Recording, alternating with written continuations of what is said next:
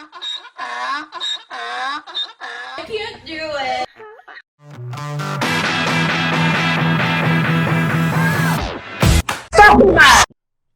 All right, we're all set, man. Hey, Stephen, thanks for coming on the show. I know you're a busy man, so I know it's a lot for you to take a little bit of time out of your schedule to make an appearance. I've been wanting to get you on the show for a while, man. Because it's not every day you meet somebody that wants to glutton themselves with punishment of creating a social group, and become a principal of adult high school, which is what I call it. Yeah, But sure. yeah, but yeah, man, thanks for coming on the show. Absolutely. Yeah, so Glad to be here. yeah, man, yeah. Matter of fact, I had a great time at your guys' event the other night. You guys had the GOAT 1 year anniversary event, and that was pretty cool, man. That was a nice little venue up there. Yeah, we had a good time. I think everyone enjoyed it. And for 150 people, it was actually very chill vibe. I was surprised how nothing really got out of hand. So, Yeah, that's always a good thing, man. That's always a good thing. And I'd never been to that place. What was the name of that place again? Well, I had been there, but it was called something else. High Garden or Botanical Garden, it's the same owners, but the rooftop, I believe, is Botanical. No, High Garden, no Botanical, something Garden. So I remember seeing Garden in the name. It was called something else. This was back in my previous life when I was married. I think I went there, and I remember it had a glass floor. The dance floor was glass; you could see through it. But Nice. yeah, I don't know. I didn't go inside the other night when I was there. Just went up to the rooftop. But yeah, man. So tell us a little bit about yourself. Like, how did you get into the social community? Like, what made you want to start a group and like tell me A to Z, like how it went down. Yeah. Well, being that I'm a masochist and I like punishment now, No, it's true. I don't have to tell you, like, oh God. It's rewarding, but it is work, as you know. Um, I used to live in Berlin, Germany, and Hmm. even there, I had started. I was in the motion picture industry, and I had started some social groups there, like Film Forum Berlin, and some other things that grew quite large, 5 to 6,000 people, and so forth. Which, because most people wanted to meet like the one or two people that started it, and they weren't German, which was, Uh-huh. in Berlin is a crapshoot anyway, because it's pretty international. So I had a little bit of experience, but back then social media was something different. Um, Facebook really wasn't explosive or expansive back then, so there were other types of networking and professional networking uh, things that which we kind of captured each other on. But for the longest time, here's the A to Z here. When I moved back to the States in 2011, I would say I kind of didn't have the friends that I used to have, like say when I lived in Berlin or New York and things, and getting wrapped up into a relationship and into a job that was always requiring me to keep clients at a just for business sake, clients at an arm's length. I never really developed a lot of friendships during that. Of course, that relationship eventually ended and so forth. And I found myself, wow, even if I wanted to go whine on someone's shoulder, there's not many people out there, like true friends.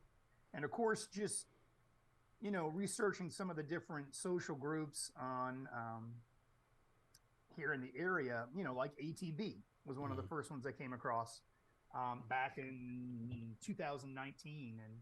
And so getting out, doing some events and so forth, and just kind of making my way around, still never really making a lot of connections or friendships. I just hunkered down into, sports. I played around with some different teams and some different groups on meetup.com. Hmm. Still not really. And I think it was on Single Parents of the Triangle.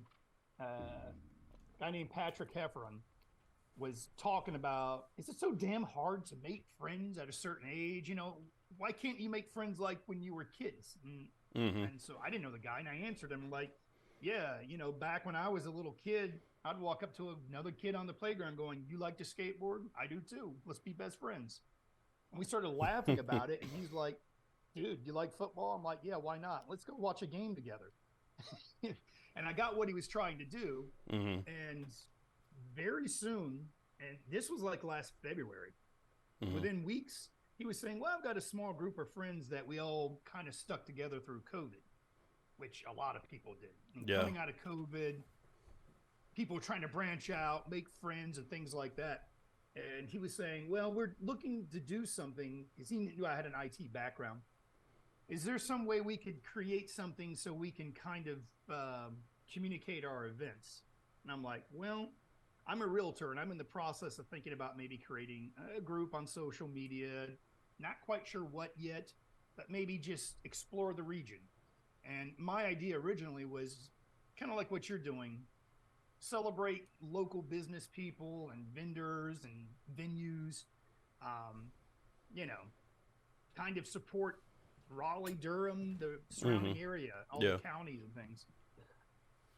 And little by little, he didn't know how to do it. And I was busy. I said, well, the only way I'm going to be involved if I can kind of, you know, if we can do it and think of it in a way that we can promote our businesses and things like that. You know, because digital marketing, I know how to digital market and how to make it work and make it grow, but I'm not going to do anything and to put that much time into things and to make it work requires a good deal of resources and time, which is money. Yeah. You know, your time is money, whether money's being expended or not. And so it has to make sense on that. He was like, good, do whatever you want to do. Let's make it work and so forth. And he suggested, let's just call it Goofing Off around the triangle. And I'm like, yeah, okay. I'm like, well, GOAT, how about an acronym of GOAT? Because GOAT is kind of hip right now and trending with greatest of all time, blah, blah, blah. And some people think it's a cute animal. I don't particularly, but nevertheless, that's how GOAT was born, with about 3 people. I think he thought about that a little bit longer than that, because GOAT, that's a pretty witty acronym right there. I think he'd been sitting on that for a while. Well, it was I just noticed that he had another little group that he started with someone else called Geeking Around the Triangle. It had to do with gaming and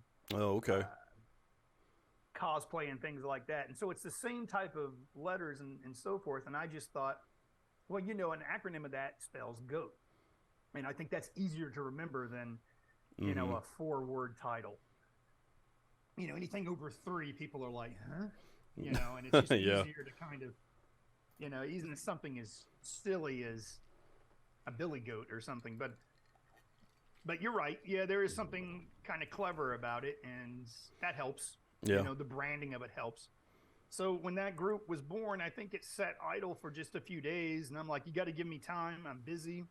I'll get to it in the evening hours. I started writing some, you know, like some basic group rules and the other things that Facebook would like you to manage it and get it up and going. And at first it was public. It was open. It wasn't private. So anyone could go in and see things. Anyone could join. And it was pretty easy. Eventually we went to private because it was getting big. And some people had some concerns. And as you know, once you go private, there's no going back. That's right. You're locked in. Yeah. Yep. Because then all of a sudden you're liable. You can't go back on your word with your members, so to say. Yeah. They join under that premise, you know, and so Facebook holds you to that. And, well, you know, that, you know, brings up other issues down the way. But, yeah, and all I did was tell people, if you're going to make this work and make it work well, make it look like people are having fun. And my whole idea was the way Patrick and I met and how I met some of his little circle of friends, and we were all kind of like, well, let's take that friendship and let's broadcast it. And at first, they were kind of nervous and anxious about, you know, well, how big do we want this thing? Do we want it? I mean, 300 people. What if it gets to 300 people? Oh my gosh, what if it gets to 500 and whatever? And I'm sitting there going, I'll have it to 1,000 by May. And they went, what? No. I'm like, yeah, I can have it to 1,000. And I told them per week where it would go. And I knew, you know, how do you do that? Are you going to go out recruiting? I'm like, no, Facebook is. You play to the algorithms. Mm-hmm. And so, and just in any kind of digital marketing, whether it be YouTube, Instagram, TikTok, there's a 5x5 theory. What I put to work, and I can say it's not a theory, but with Facebook, the 5x5 is make 5 posts, comment on 5 posts, share 5 posts, message 5 people, and like 5 posts. And so just Facebook likes you using Facebook, and it will promote you. As an individual, that will boost you into top of the feed. People will see you don't see how other people's feed looks, but you can, as an individual, boost yourself at the top of that. And the more exposure. Are you saying you doing it yourself as the admin? Okay. Yes. All right. Makes sense. Yeah. Well, not only that, but part of the digital marketing, especially with the group, is engagement. How many people are you having hit things? And, there's something, and you probably know this, Triangle Business Journal. Are you familiar with that? No, Triangle Business no. Journal. Yeah. It's a paid type of subscription, but they also have a pretty strong social. Well, man, that's a dumpster fire. You go on their page, and it's all about it's all about great things happening in the Triangle, about development, expansion, or whatever. And you go through the comments, it's an absolute dumpster fire. People are bitching and complaining and, oh my God, another development. Oh my God, what's happening to the trees? And oh my God, people were full. Go back to where you came from. It is unbelievable.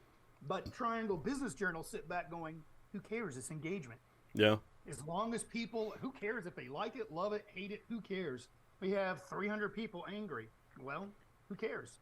Facebook looks at it as 300 engagement. Wow, you guys are doing something right. Good. You're helping us sell our product, and so Facebook algorithms in turn starts promoting you. And 90% of our, our social groups recruitment came from the algorithms, came from Facebook promoting it. Yeah, I mean, no, you guys, so you just had your anniversary. So February marked 1 year, and you guys are already up to 3,100 members. And that's pretty freaking cool, man. I mean, ATB will be 5 years old in September, and we're at 30. We did break 4,000 one time, but we're a singles group, so we want to lose our members. Our goal's not to we're not trying to build a member base. We want to lose our members. We want them to go out, get married, have babies, and all the good things, sure, and go join G.O.A.T. You know what I'm saying? So, yeah. Some of them come back. I'm back for a 4th time. It didn't work out. Oh my gosh! After they posted on Facebook, but yeah. Right? Yeah. Give someone else a shot. Let's see if we can make something else work. But that's a big accomplishment, man. A group like yours, where it caters to everyone, couples, singles, people that are dating. That could be a group that's in the fives, the tens of thousands eventually. Eventually, yeah. Yeah. I mean, obviously.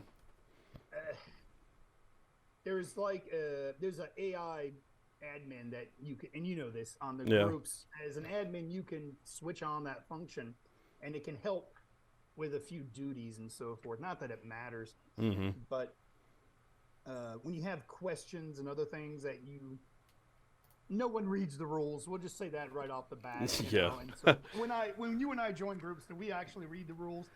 I don't plan on going in there and making a nuisance and getting kicked out. Yeah. So I kind of follow little nuances. Yeah, I'm pretty patient with people. I have to gently remind people, oh, by the way, it's not a dating group, okay? Easy on the thirst, okay? But some people are like, hey, ladies, I'm here to please you. I'm like, whoa. Slow your roll, player. Hey, and don't get it twisted. I know people use G.O.A.T as a dating group to every social group. Sure. They all do it, man. Just like there's married people in ATB. You can't filter everybody out. People can lie. They can lie, say they're single when they're not, when they answer the questions. There's no perfect way to filter everybody out. you know. That's right. So and there's no the way I tell people, I'm like, I don't want to stand in anyone's way of finding their person. Because actually, you're going to find them in your friendship circles anyway. And hey, great. You know, I'm like, I guess there's a delicate way, and I'm not quite sure yet how to, but obviously I don't want to, you know, as soon as one person starts posting heavy dating stuff, and other people are going to do it, and before you know it, my couples people going, what the hell happened here? This is, you know, I'm like, is this a singles group or is it which, you know. Yeah. So you're right. We keep it open to anything and everything, you know, and they're single parents that don't want to date, but hey, we want some kid-friendly events. I'm like, well, make them, you know, we'll make some, you guys make the rest, and we'll work it together, you know. It's, yeah. And so we really do have the idea this is your group. I mean, I suspended myself from the group for a week last year. Because, what for? I got to hear this. Yeah, well, I actually publicly got into it with the other admin, with my partner, and we both decided to suspend ourselves for a week. You know, like, well, you know what? We broke our own rules. Yeah, we broke the drama rule. And so, I mean, laugh or not laugh, we were like, all right, we're taking a week away from it under this, and let people know. And they're like, yeah, well, good. We're not above the law. Yeah, slap your own self on the back of the hand, you know, when you get out of control. And that's one thing I'm going to tell you. The pandemic kind of like put a hurt on everything. But before the pandemic, I made it a point that I would not like show favoritism, or I would go strictly by the rules and not cause any drama. But, you know, the pandemic came and kind of ruined a lot of stuff that ATB was doing. We had stuff like ATB Idol, where we were going to Wowing Cafe and having a members karaoke contest. And we had the final set. It was going to be at Plus Dueling Piano Bar. And then, lo and behold, the pandemic comes the week before our final and smashes it. And then, you know, I just got frustrated and started letting my emotions get in the group and posted some shit in there. And, you know, you learn your lessons when you run these things, man. And, yeah, and like I was reading, you know, don't post anything negative. Don't have anything negative attached to your brands. You know, that's real important. Because before the pandemic, I LLC'd ATB and was, you know, we were doing pretty good, you know. We were offering a lot of things to singles that they hadn't had offered before, you know, like adult proms and, you know, masquerade balls and stuff like that. And, yeah, and then the pandemic came and scared people off. You know, nobody wanted to go out anymore. And still, I don't think it's recovered 100% from the pandemic. You know, I mean, I know people were itching to get back out. And I know I would say, just because it really was probably in 2021 when things were lightening up quite a bit and kind of getting back. A lot of people in ATB were really making that push to get back out and so forth. I mean, it was a collection, just a handful of people. Yeah.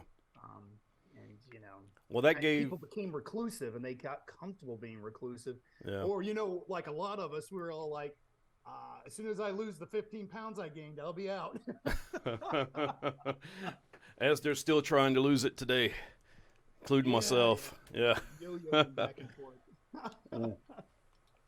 Yeah. Well, I think right now, a lot of good things came out of the pandemic, though. You know, before the pandemic, there was, I think, Spot. You had mentioned that one earlier. There was another one called Spender. And then there was like ATB, and I think there was one other group that Anthony Williams is head of. I think he had that one, and you know, it was only like 3 big ones before the pandemic. But then after the pandemic, you know, G.O.A.T came along, SSC came along, which I think SSC's pretty much dwindled away right now. And now I think the pandemic did a lot of good for a lot of people around the Triangle, as far as like having a outlet to meet up with people, and everybody's got their own option now. You know, the singles have ATB or G.O.A.T, and you know, all the couples have G.O.A.T. And I think Anthony Williams, yeah, he's always posting. He's got a pretty big following over there. His group, I'm kind of jealous of his group actually because they have like a lot of the younger demographic going to his. Every time I look at like new entries in his groups, it's always like late 20s, early 30s. So it's and both of our groups and I remember all the different ATB groups, ATB foodies, ATB parents. yeah. I believe it's called that. Parents of the Triangle, it might have been called. Yeah, Spency, single parents in North Carolina. Yeah. Yeah. And there was ATB Sports, which was really active. I think. Yeah. Was there ATB's Movies or Cinema? Yeah, ATB Cinema. It's still out there. Yeah. Yeah. Yeah. I know you turned some of that over completely to other folks, but yeah. Man, nevertheless, I remember we almost kind of cater. It's weird because I might be catering within a 15 to 20 year age similarity. Yeah. And so, 24, 25-year-olds, I can probably count maybe on 2 or 3 people's hands how many we actually have in GO.A.T. We probably have maybe 40 or 50, not a lot. Yeah. Most of them are in their late 20s, and they're okay with certain settings and so forth, but hey, I get that. No one wants to go to the old folks' home and party. Just like you and I really don't want to go to the frat house. I'll go to the frat house. Let's go. Shit. Hey, yeah. So I actually have a group. It's ATB Celsius. It's for 20s through like mid 30s, and I believe there might be about 400 members in that, and it's not that active. Because, that demographic, man, they're on Snapchat, they're on TikTok, they're on Instagram. They don't mess with Facebook. Facebook is the older person's, social media outlet, which, all of us that got back on in 2007 or 2008 and so forth, when most of the people on TikTok and some of the other, what were they, 4 years old? Yeah. Don't say it like that, man. That really makes me feel fucking old. My God. Wow. Well, yeah. Well, I got a son. He was born in 2000, so he'll be 23 this year. And he doesn't use Facebook. He's like, I ain't using that shit. He's on Instagram. He's on TikTok. Yeah, he don't use Facebook. Yeah, and ask him what MySpace is. Oh my God. He's like, MySpace. Right? Yeah. I remember, man, when MySpace came out. I remember when Facebook came out, and my best friend put me on Facebook, and I was like, man, are you kidding me? This stuff will never take over MySpace. Oh, shit, was I wrong? Yeah. I remember the MySpace, and they didn't call it what did they call the friends? I don't remember, but no, they were just called friends, weren't they? Okay. Well, yeah, I think so. Yeah. Similar, yeah. I know it was very popular with people who had bands or like if you were a performer of some sort. And I never got on MySpace. I never did it. Just never thought about it. At the time, I was more into like say professional networking. Yeah. And for a company I worked for before Sony, I was doing. I was managing a team of people who did help desk, IT help desk, and it had to do with like settings on the phone, everything from ringtones to all these other types of things. And the company was expanding. Our client companies expanded to Yahoo and Fox Entertainment. And so it was getting into the big time. And Fox actually owned MySpace, Fox Entertainment, Fox Mobile Entertainment. Was the people behind MySpace and so forth. And as soon as they got a hold of it, in 6 months, it had kind of ceased to exist. That was their idea. Got to crush it down because they had something else that they were going to launch, which never got off the ground. When the Facebook came out, that grew very quickly. So I don't know, all the different types of social media on there. I never really had anything to do with any of the groups on Facebook until 2019 or something like that. Aside from the fan pages, if you're a fan of the TV show Frasier or something, they had those kind of things or whatever. But I never had anything to do with the groups. The real first group I got into was probably ATB here in the States, and then and something like Single Parents of the Triangle, things like that. I was a stepdad, and that was kind of controversial. Are stepdads real parents? Yeah. But Well, let me a little bit of a controversy, but let me ask you this: when you joined ATB, did you go to any events? Did you get out? yeah, I joined ATB November of 2019. By the end of November, I had gone to the first event I went to was a Watson Ward thing. Okay. And so, yeah. And there was a lot of people there, and it was kind of interesting, and I get it. People were putting people's face but I was active online too. I was, wrote in some of the stuff and other people, and you got the tenor very quickly. If people didn't like what you had to say, some people would tell you. And some people were diplomatic about it. Other people were just like, you're an idiot. You're a twit. You're like, well, you have to take it with, okay, it's your opinion. You're entitled to that.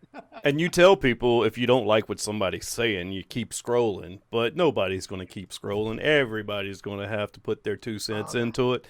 And then that's when the admins and moderators have to work. And I swear I really hate. Well, back in the early days of ATB, I used to I just didn't care if people were breaking the rules, and I would suspend them or remove them. Because guess what, man? I look at it like this. If you're in a social group, it's a privilege. It's not a right. You don't have a right to be in this group. If you go in and you're guns blazing and you want to cause trouble with everybody that posts something, then guess what? The wonderful thing about Facebook is you can block somebody and they are gone out of your life for the most part. Chances of running into them out in public's pretty rare, but yeah, if you do, then oh well. Somebody the other day, and I do, and this better than anybody, being an admin of a group, and especially being the face of that group, so to say, because there are 2 other admins and there are 8 other moderators, and they all do fantastic. We all work together. We talk on a daily basis, and we all kind of help each other out, work with each other. But yeah, it's no mystery that I'm kind of the face of the group. I'm very social and very active and extroverted, but I put the post out. I try to, I'm making sure that people are engaging. I'm not going to put stuff out there. Yeah, I do put stuff out there just to make people laugh. But hey, an emoji click or a like is an engagement. Yeah. I don't do controversial. And I know controversial would pick up engagement, but it can also change the tenor of things. And as soon as we start going negative, nobody comes out to events. What do you People mean? Like, I don't want to party with these people. They're a bunch of assholes or whatever. Yeah. And so I stay away from the controversial and try to encourage other people to do it too. Like religious or politics, stuff like that. God. The same things I wouldn't discuss at a party. Yeah. I mean, Or the dinner table. If you went to a Super Bowl party where you knew no one and you walked in the door like both talking about politics, even people that agree with you are going to disagree with you at some point. That's the nature of politics. You're going to piss off somebody. Yeah. And I agree with you. Keep scrolling, but I'd rather kind of get to know people, and I don't care what all their little nuances of their beliefs are. That's fine. I know a lot of people are like, hey, I don't agree with you this, and that. Who cares? But hey, we're buds. Let's go have fun. I'm good with that. And just I think that's what we try to center on. But as well as I do, you get messages every day from people, and sometimes it's something warrant. Well, we need to look into this. That's not right. Someone did flooded at one of our events, and then sometimes you get things like someone unsolicited DM'd me and said, "Hello, beautiful," and I didn't come into this group for that and whatever. And I'm like, well. Your options are, as an adult, to, I'm trying to what would you think you're up? And they're like, I could block them. There you go. All right, good. We're back on, because sometimes you feel like you have it, hold people's hands, but at the same time, some people aren't really aware of how all of it works anyway. So that's a good one. That's a good one. That one comes across my plate a few times, and I'm like. I can only control what's on the board in the group, on the wall. If somebody's going to message you, then that is on you to block that person. I can't control who messages you in your DMs. You know, I can put a post that says, hey, be respectful when you DM and when you friend request. Don't just random friend request people. You can put something out there like that, but you can't control that. And I'm not going to kick anybody out the group for sending a random DM, you know. Yeah. I mean, yeah, I mean, it depends on what's said in that DM, and yeah, that's true. If it's egregious enough, the Facebook bots will take over, you know. And if it's egregious enough, Facebook will always take over. And I don't always agree with their decisions. You know, someone says in a joking way, "I tell you what I do for a living, but I'd have to kill you." Next thing you know, they're banned. They're suspended for 7 days because they've made a threat which goes against community standards. Yeah. Like, hey, listen, no, that little sweet old grandma was kidding. She is not going out and murdering anybody. you have to kind of step in sometimes. Like, how do you argue with a bot? I'm in. I was in Facebook jail for a week, and I'm on 14 days probation right now because my posts go all the way to the end of the feed or something like that. Because I posted something on Valentine's Day that said, "Where's that bastard Cupid? I'm going to shoot him with my P365," and I got put in Facebook jail for that. I was like, "Are you fucking kidding me?" You can't even kill mythical characters on Facebook these days. I guess not, you know. Yeah. And with the stuff that people get away with sometimes on Facebook, people will say, "If I ever see you in public, I'm going to smash your face in." And you're like, all right, let's see if this works the other way. Let me report them. And then Facebook comes out, you don't find anything they did wrong. And I'm like, okay. But I mentioned someone talked about, it might have even been on ATB, talking about a Volkswagen. Lewis was talking about women are like cars. And that post from, I don't know, it was back in October or something, maybe November. Women are like cars. You know, unfortunately, mine's like a Volkswagen or something, a Volkswagen Beetle. And so this was an ATB, and I said, oh, well, who would ever thought Hitler's sketches would have made it into the next century, you know, because the old adage, Hitler kind of designed that, whatever. Well, Facebook branded me a white supremacist and a hate monger. And because I mentioned... How dare you, Stephen? Yeah. And I'm like, oh my gosh, are you kidding? And so they banned me for 7 days and or whatever it was. And I'm like, I wonder how the History Channel gets away with their posts, you know, because most of their stuff is Hitler. And I don't understand it, man, because I'm a member of a group on Facebook called All Things Men, and I'm telling you, it is, oh my God, there's nudity in this group, like female nudity, explicit female shots in bikinis, but I also have a group called ATB Darkside, and every time I go into that group, there's like 25 to 40 posts I have to approve, you know, and it's because all these people are like on probation for posting stuff in there. But how can that group, All Things Men, exist, but the dark side is so regulated? I don't understand it. Yeah. I don't know. Yeah. I got a picture today on All Things Men, and I was like, whoa, what the hell? I mean, I'll have to show it to you offline, but it's like, this is Facebook? Okay. Yeah. Well, as you know, there is a lot of, with the social groups and everything else, and you have to contend with that as well. Last year, after we had some incident with some things and so forth, and little by little you grow and learn, I introduced the idea saying a lot of social groups forbid blocking of admins and moderators. In other words, like, if you're a member in a group and, hey, I just don't like that guy, I'm blocking him from Facebook. Well, unfortunately, and I understand why, and I had to make my other admins and mods, you know, I just didn't want to be a dictator and say, oh, this is what we're doing. And I had to sell them on that idea. No one wanted to do it. They felt like people have a right to block someone. And I'm like, of course they do. But why would you come into a group that basically is led by people? Go to another group. You know, it's like, and it's just like what you're saying. You're not entitled. You're not entitled to even be on Facebook. They can remove you, you know, if they want, for any reason. It's a private company. You don't pay them to exist on their servers. And so And my arguing point was, because I did a little research, that Facebook suggested this for their groups and saying, we strongly urge people to use this rule when they're managing their groups online, because there is legal precedence now that anything posted that might be a violation to somebody, who might even have either criminal or civil claim, can actually turn around and implicate the admins and moderators of that group and sue them. And so we as admins and moderators are liable for anything in the group. Now, that's under the situation if you refuse to take something down and someone's been bullied and harassed by it and they feel like they have had damages or loss. Then, yeah, you did not act and so forth. I mean, if you showed in good faith, says, oh, yeah, we got rid of that. We don't agree with what was written either. Okay, fine. No harm, no foul.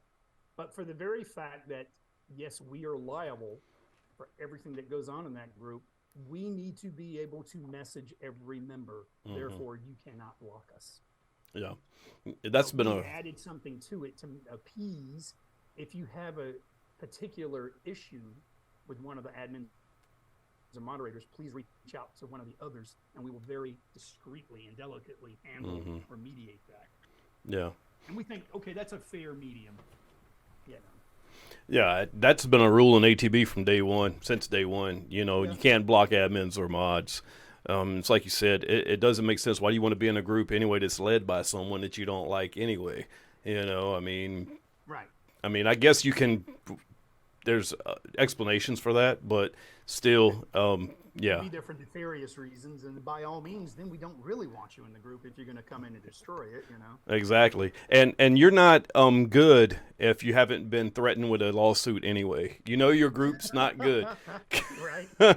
We've actually ATB's actually been named in a lawsuit before, and I'm not going to go into details of it, but I'll tell you it was a joke, man. And everything that we get accused of is off the internet. It's at events. You know, people don't know how to behave at events, and then they want to go blame everything on ATB, you know. And I mean, yeah, and it's like we're not nurturing a culture here.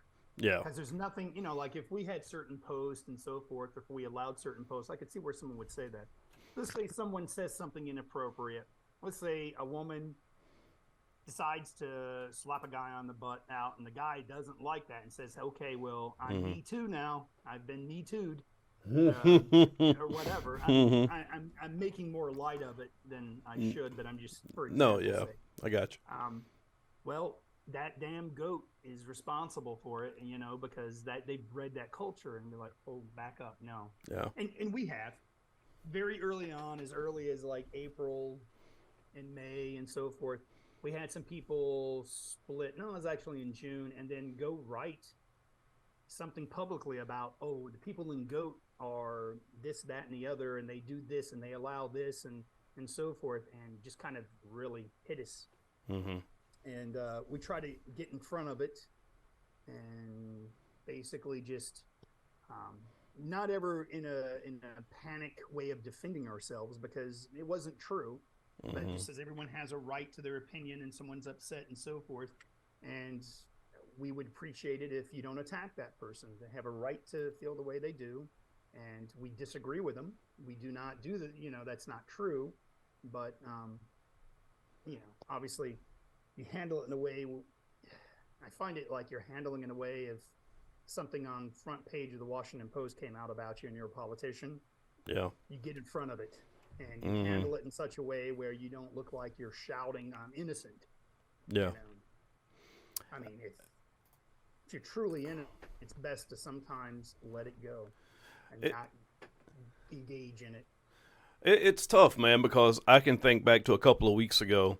There was, there was this one person always kept posting ATB, and this person would ruffle everybody's feathers, and it became a big issue in our mod chat. And finally, I was just like, look, I'm going to write a post on Facebook in the group, and I'm going to try and calm the waters. So I wrote my post, and it was paraphrasing what I said, basically about limiting free speech on the group, and I'm not going to do it.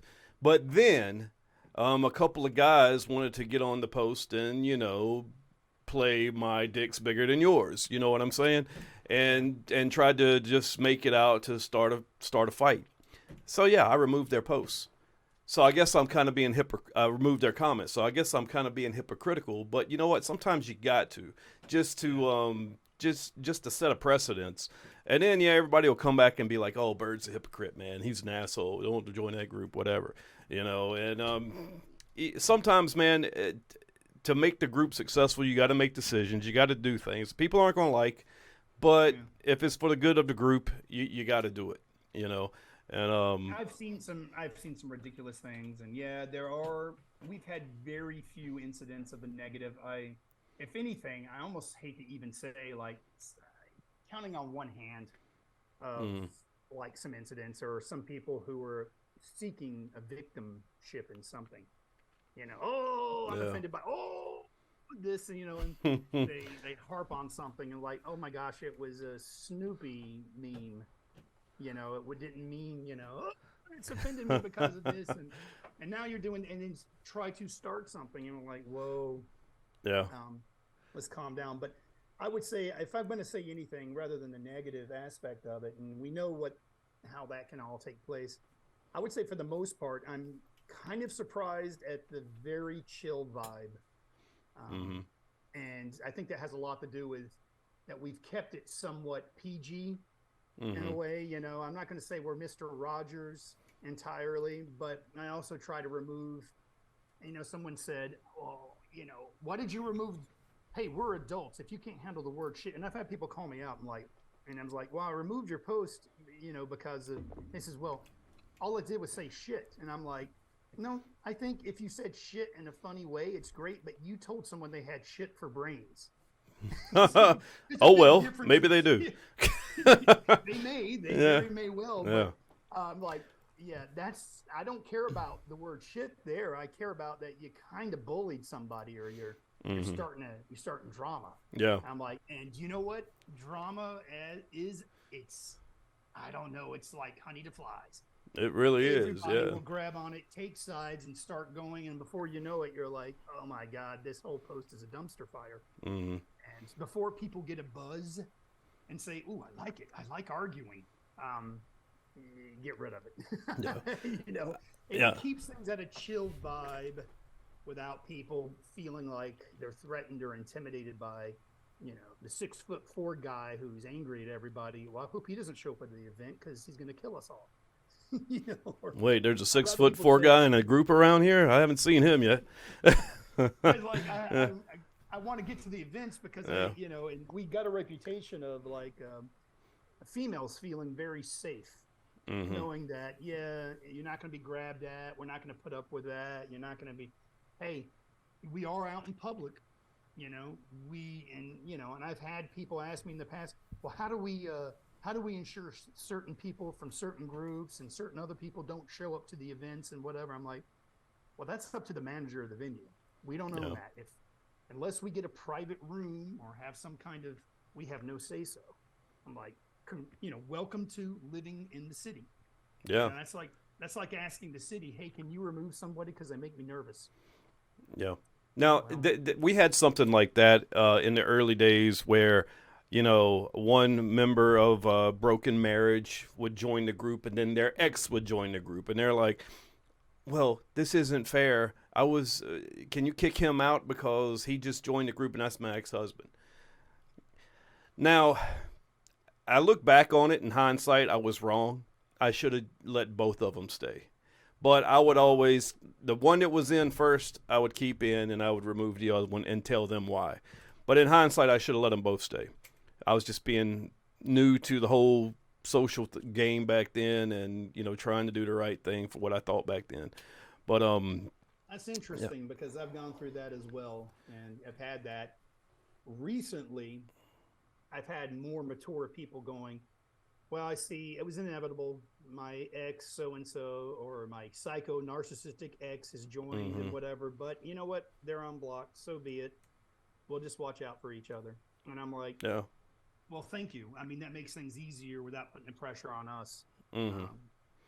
Yeah, and we do female safety. That's a real big thing in ATB, Yeah. man. We try to, like, if we see somebody, and there's a lot of guys, man. Like, some of the things that guys send women in their DMs, and I hope a lot of these guys are listening to this podcast, because the stuff that they send these women gets screenshot and sent to other women, who then send it to their friends, and then send it to moderators who put it in the mod chat to where we all see it.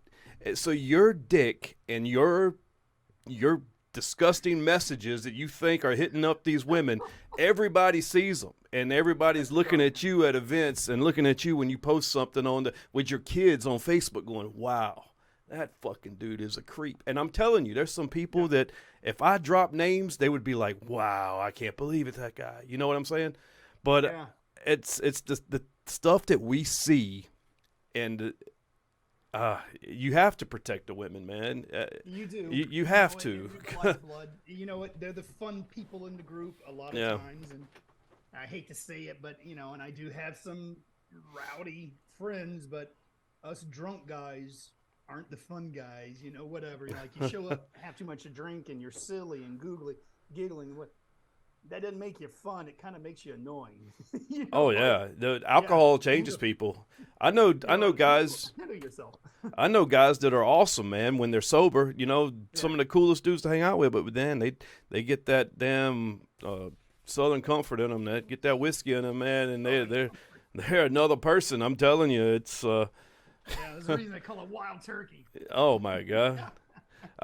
This past Christmas I went to a white elephant party, right? And that's what I got. I got a bottle of white turkey, and man, I was the youngest person there at 47. It was a bunch of white bearded dudes, ZZ tops everywhere, man.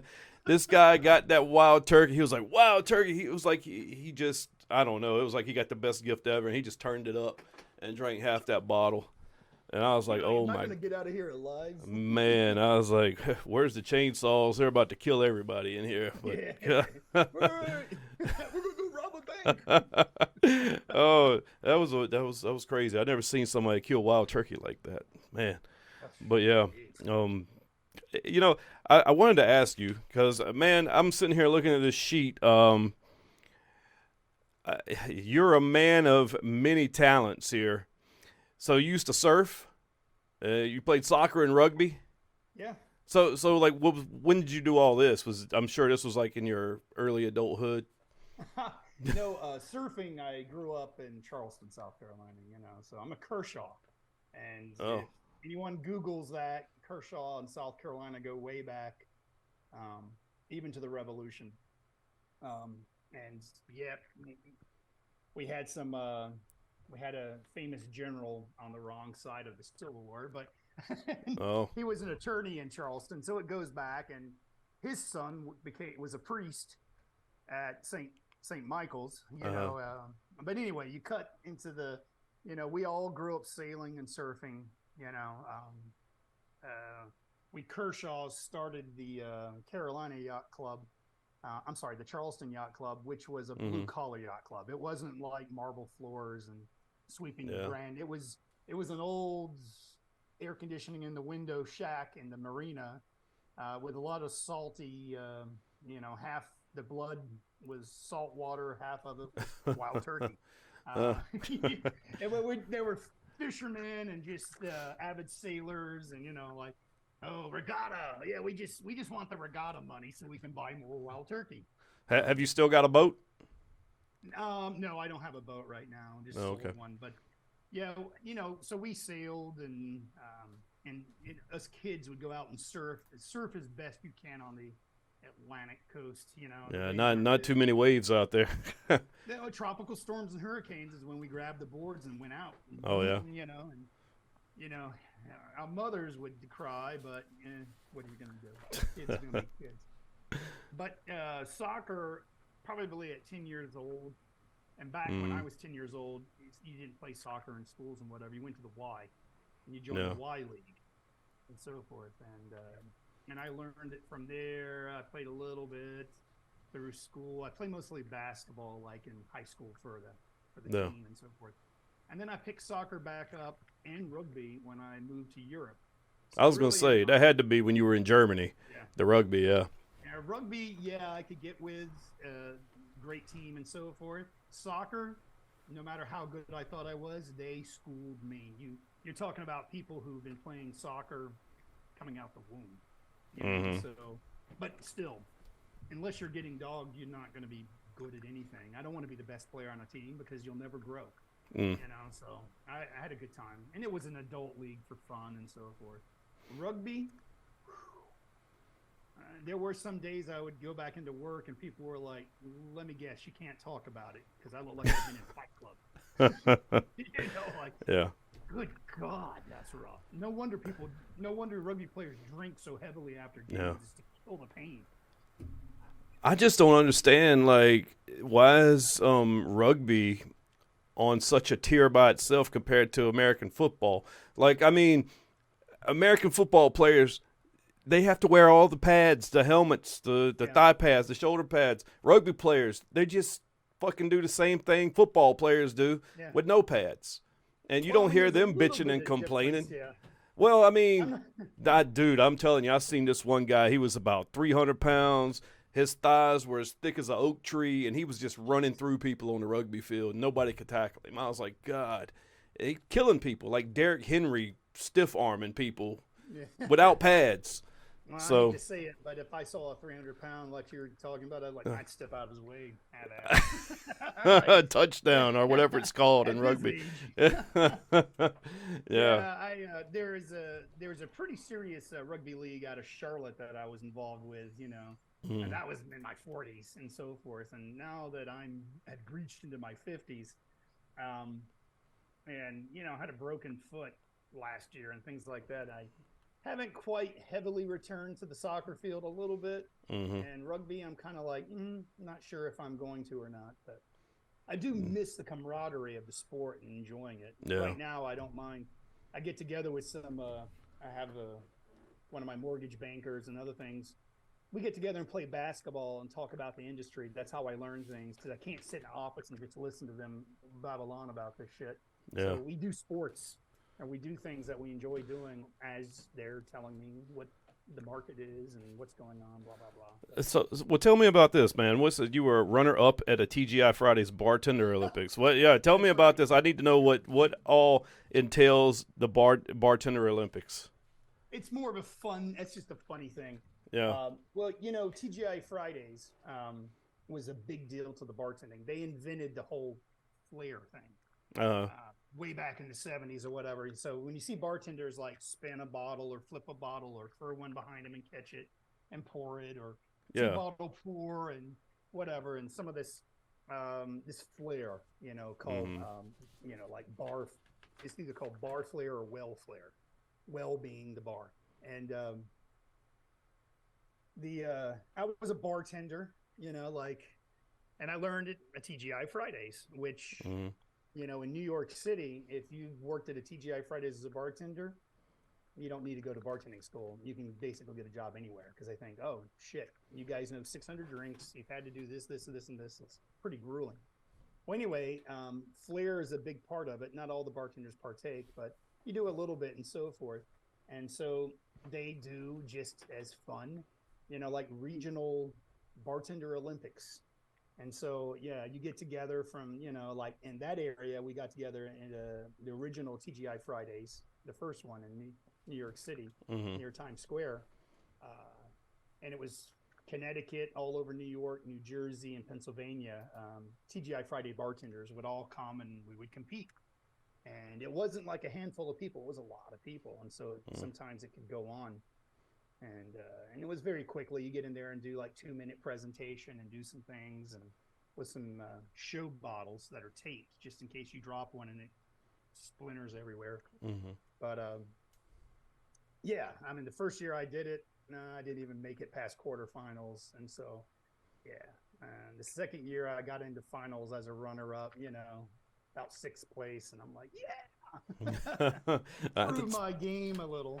You still got some of them skills? Yeah, I just thought it was a fun thing to kind of, put in there. Like, I can't put it on a resume, but Well, why not? Shit, some bosses might be like, "Oh, that's cool, man. We definitely need this guy on our team." yeah, it's like good. This is part of your duties now is to set up bar after a hard day's work. Yeah, and you're also into martial arts and stuff. You used to run a dojo or something, right? Right, Championship Martial Arts in Cary, and Yeah. we had a location in Morrisville, Oh. New Jersey, which was sold. But the one in Cary is still there, very successful. Does a great job. And really, you want to talk about positivity and always being positive. It's just a part of that culture there. Yeah. It's like walking into Disney World. Yeah. Always going to have a good experience. You're always going to be smiling.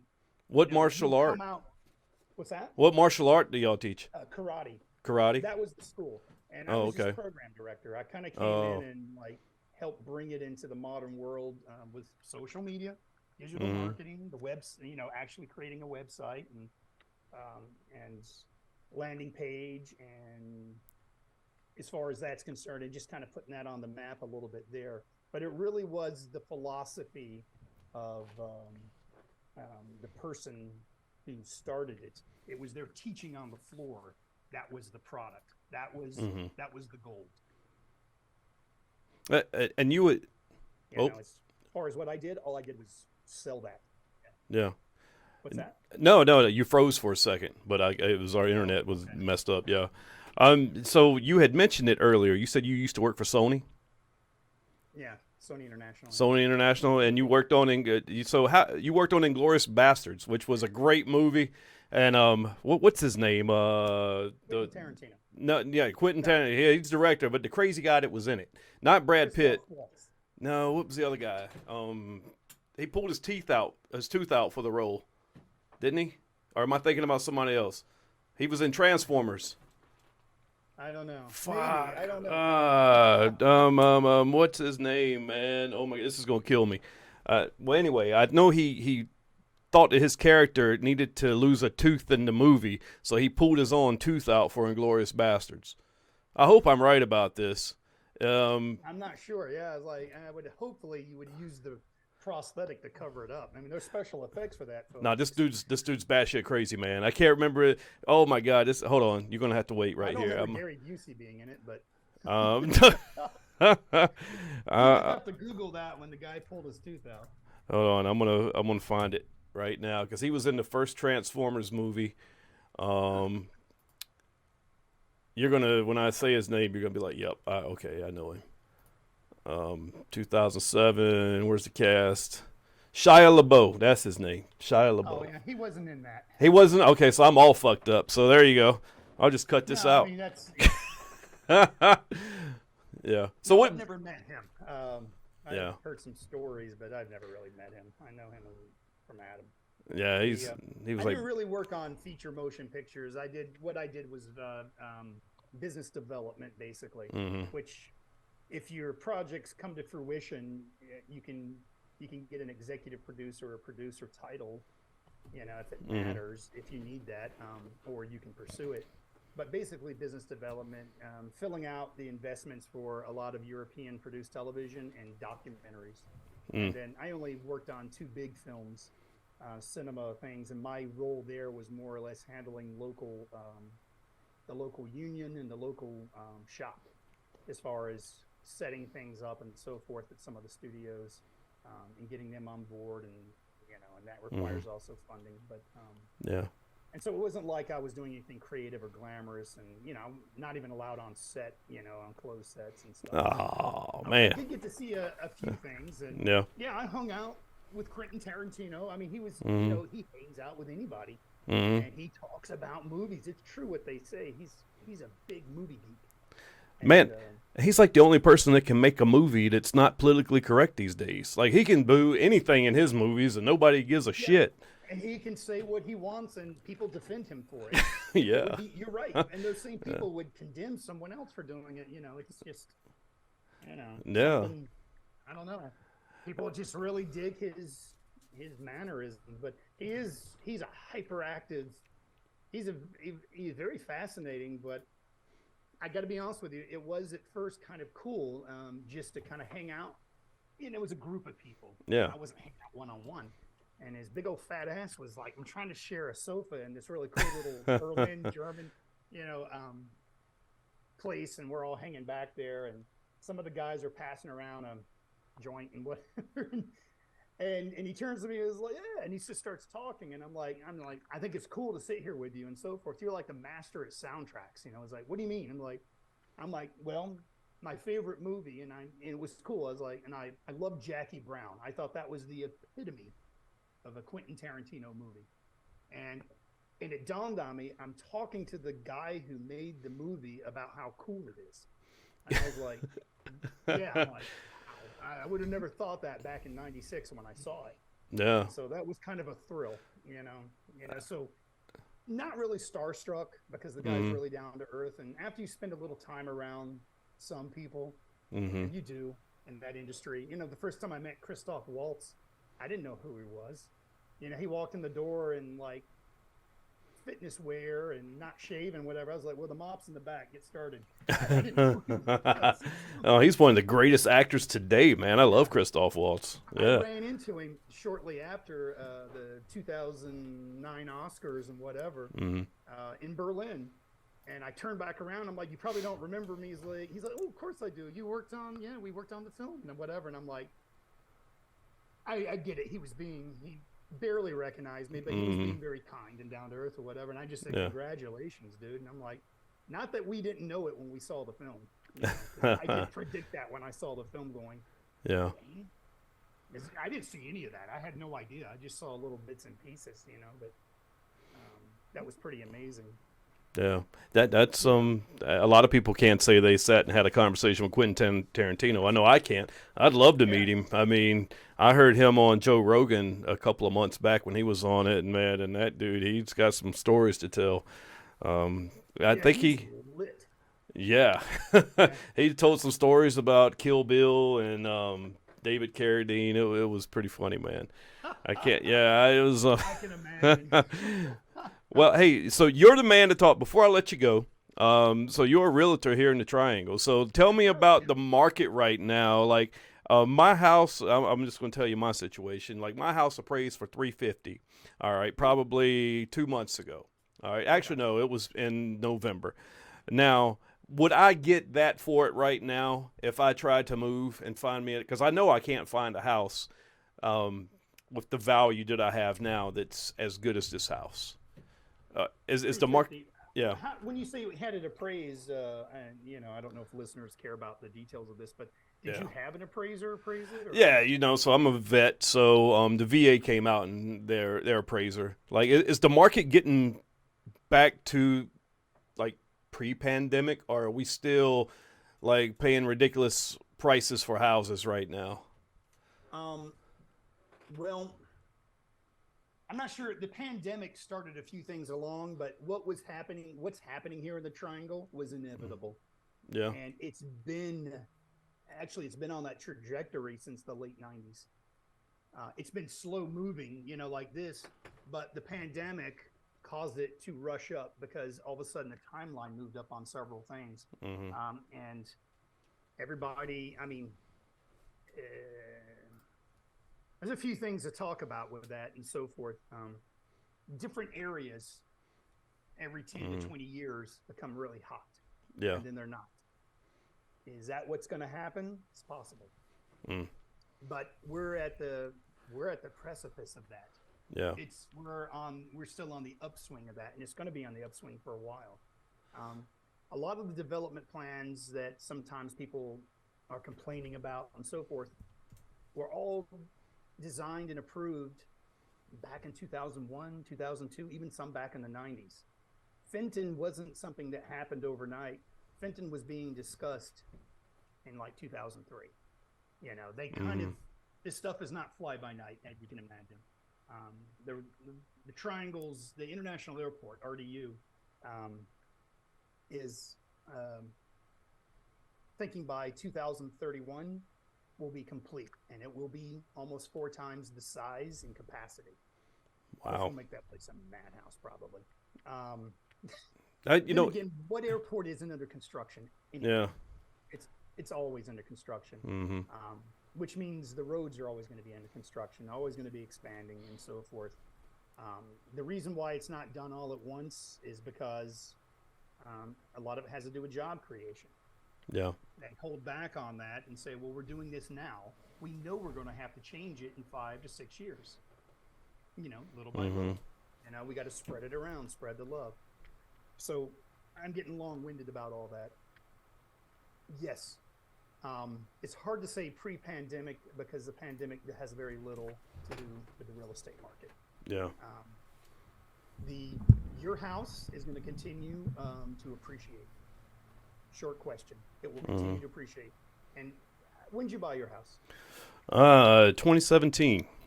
Yeah. Okay. And so, great timing. You want to know how much I bought it for?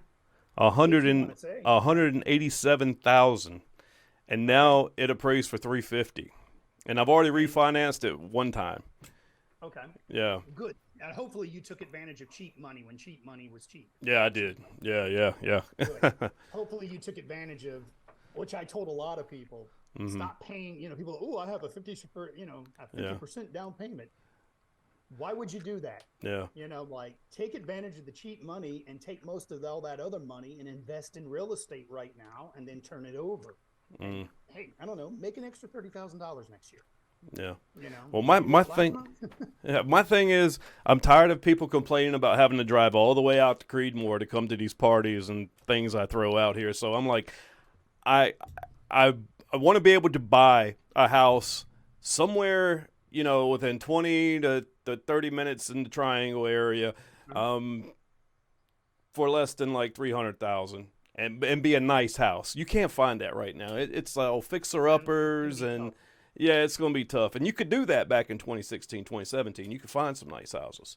Well, Mike, when we talk about the Triangle, the Triangle has kind of like expanded, and so forth. It's not a perfect sphere, but it's become like south of Raleigh is now expanded, and it kind of has become a perfect sphere. It goes as deep as Benson, all the way to 95 down there, Lillington, and it goes as high as Creedmoor up there, and what I call South Virginia. I mean, we are close.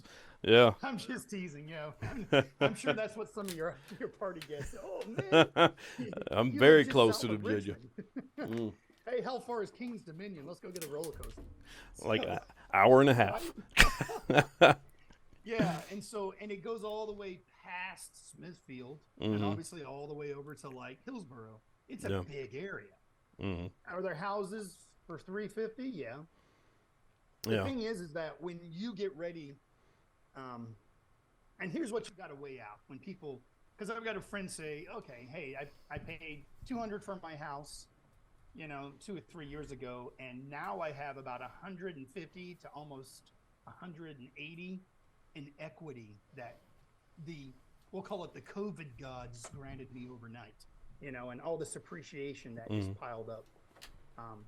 And so you say 350, there might be a good chance if you sold your house, it would be like, I don't know, anywhere between 350 and 400. And so what do you do with all that profit? You've owned it for several years, so you're not going to have to pay capital gains on it unless your profit exceeds 500,000 as a single person. And if that does, geez, congratulations. But and so you have a sizable down payment on your next one, which you would have to use for your next home. Yeah, there's no look at it that way. Sam. I could have the same house payment now for a $500,000 house, but I'm going to have to use my profit, all the money as a down payment in order to get that price down. And interest rates are going to drop. They're going to come back down. I know they've raised them. You wouldn't have guessed it, but the first week of this year off the bat and running was crazy. Houses going on the market. I listed a house just a few days in for clients. It sold in 6 hours. Her asking price. And the asking price was above what they had anticipated getting. Really? And so Yeah, I mean, and 4 or 5 other people were reaching out, going, "Oh, can we put a backup offer?" I'm like, okay. I mean, and then I heard similar stories from colleagues and things. So there's a lot of activity, and as we're getting into pre-spring, there are people out there. I mean, houses are going, and some of these houses aren't like in the prime areas in the middle of Cary or the middle of, like right outside Nightdale or anything. Some of them are kind of rural. Some of them are just out there, and they're going like hotcakes. And so when you talk about a lot of people, that's my answer to you, is like when a lot of people say, "Hey, if I sold my house, would I be able to get the same amount of house with what I have?" Because yeah, I can make $400,000 on my house, but am I going to be able to afford the same house, now that those prices are up? And it's just kind of what I told you, that strategy. Yeah. Well, first and foremost, be very diligent about the interest rate. Shop it. And even my mortgage people, they're not salesmen. They consider themselves in service. They do good business. They know they have a good product. They actually encourage people, shop it. If you find a better rate, better offer, tell me. We'll match it. We'll make something work. I'll earn your business. But they don't. They're good about making that happen. There's still people getting interest rates in the fives. Well, go ahead, man. Plug your business while you're up here. Might as well. Yeah, I'm a realtor in the Triangle. Kershaw Realty Group is what it's called. I hang my license with Keller Williams. Investors, yes. People want to sell, buy, yes. It doesn't matter. And it is strange. People say, "Oh," when they reach out to me, and I think they have something else in mind or whatever. It's like, I'm not some character off HGTV, but they're like, "Oh, you wouldn't be interested in listing my little old house. I know you're used to the $1 million." I'm like, last week I sold a trailer, a farm, and the next week, I sold $1 million house. Yeah, it's like anything and all in between, and everyone gets white glove service. Yeah. There is no special treatment. It's like I take care of my clients, and my clients will be clients for life. And, I mean, that's my attitude. You're a fiduciary, and I take that very serious. So the ethics, doing the right thing, and leaving my clients. That's what I do. I don't sell houses. I leave my clients in a financial optimal situation. That's the way I see it. Because that's what I'm supposed to do. Yeah. I want to make it easy for them. Because people think it's a nightmare. No, it's not. Let me handle the burden. Yeah. I'll just type to you in an email every day what's going on, and you sit back and relax. And well, as a realtor, that's how you get all your business. It's from being good to one client, then that client networks to their friends, and it's like, "Hey, I know this guy, Stephen Kershaw." That's basically, how all these big money-producing realtors make all their money. That's how they get the billboards on the interstate and all that stuff, so. Yeah. I mean, referral is great. Yeah. But I'm going to be honest with you. I know there's some unsavory people out there in every industry and so forth. And the people that take our ethics and jobs seriously and our clients seriously are as pissed off at those kind of, snake oil salesmen or those slicksters as the consumers are, because they're making it tough for us in our industry. And so it's very important for us to keep the integrity high. Mark Spain. Mark Spain. I'm not going to say anything. I'm not going to say anything. Yeah. I'm not in the business. It's all good. There is a very well-known slick website out there that is not exactly giving you the right. Yeah, there might be telling you your house is worth more than it really is. You have to read the fine print, folks. Well, look, man, I've had you on the show long enough. I know you got things to do. Stephen, I appreciate you being on. Take care of yourself. This has been fun, man. You're going to have to come in studio, man, and we'll do one. I look forward to that. Yeah, we'll do one, and we'll have a couple of drinks and see how that goes. I was pontificating that before getting on. Should I have a few drinks? No, I don't want to show my ass, as we say in the South. Yeah. Well, look, man, I appreciate it. Thanks again. And Thank you, Michael. yep. Hey, thanks everybody for listening. This is Mike. Hey, don't forget, go to Naughty Donkey Productions, if I can talk, on YouTube. Subscribe. Also, check us out wherever you get your podcasts from. Spotify, Apple, you name it, we're there. Thanks, and we'll see you on the next episode. Peace.